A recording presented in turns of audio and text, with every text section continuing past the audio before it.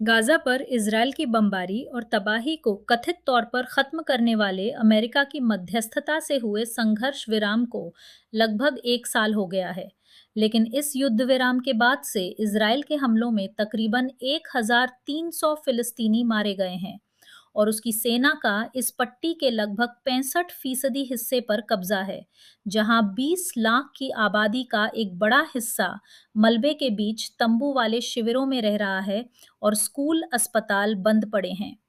मदद पर जहां अभी भी बहुत ज्यादा रोक लगी हुई है, वहीं इजरायल ने पुनर्निर्माण का काम रोक रखा है और उसकी जिद है कि हमास पहले अपने हथियार छोड़े।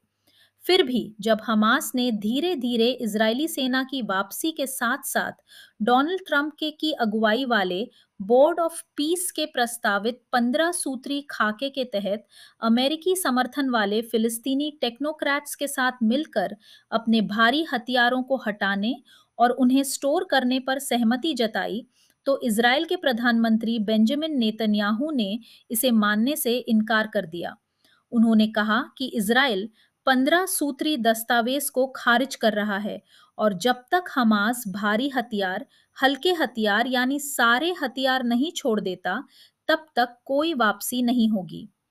इजराइल सिर्फ हमास के निरस्त्रीकरण ही नहीं, बल्कि गाजा को पूरी तरह अपने अधीन करने के लिए भी उत्सुक है, भले ही आम नागरिकों और बच्चों को इसकी भारी कीमत चुकानी पड़ रही हो। जहां अंतर्राष्ट्रीय न्यायालय में इजराइल पर नरसंहार की कार्यवाही चल रही है, वहीं अंतर्राष्ट्रीय अपराध न्यायालय ने नेतन्याहू के खिलाफ गिरफ्तारी का वारंट जारी किया है। साथ ही अदालतों में उन पर भ्रष्टाचार का मुकदमा भी चल रहा है। हमास को पूरी तरह नेस्तनाबूद करने का वादा करके नेतन्याहू कट्टर राष्ट्रवादी दक्षिणपंथी गुट का समर्थन बनाए रखकर सत्ता में बने रहने की कोशिश कर रहे हैं।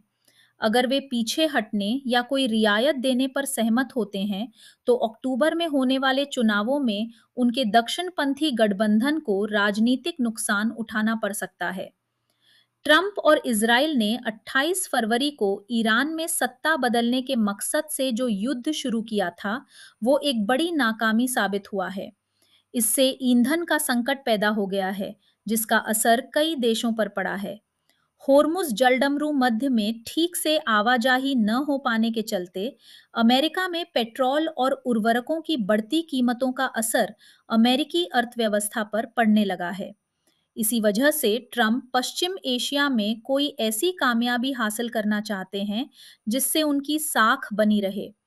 अमेरिका में मध्यावधि चुनाव नजदीक आने के साथ ही इजराइल के प्रति सहानुभूति कम हो रही है और यही तथ्य बोर्ड के प्रस्ताव की वजह भी बताता है।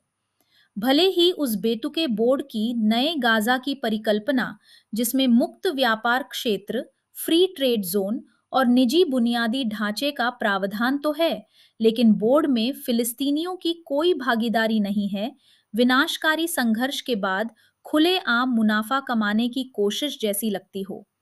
लेकिन इस 15 सूत्री प्रस्ताव का गाजा के बुरी तरह प्रभावित लोगों द्वारा असल में स्वागत ही किया जाएगा। हमास के पास अब बहुत कम विकल्प बचे हैं, इसलिए हथियार छोड़ना उसके लिए जरूरी है। लेकिन इसके साथ ही इजराइल को भी पीछे हटना होगा।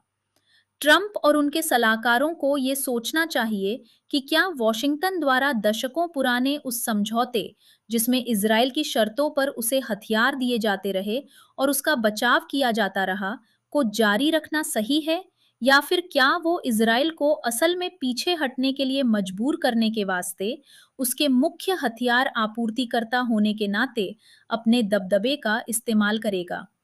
अभी भी बहुत देर नहीं हुई है।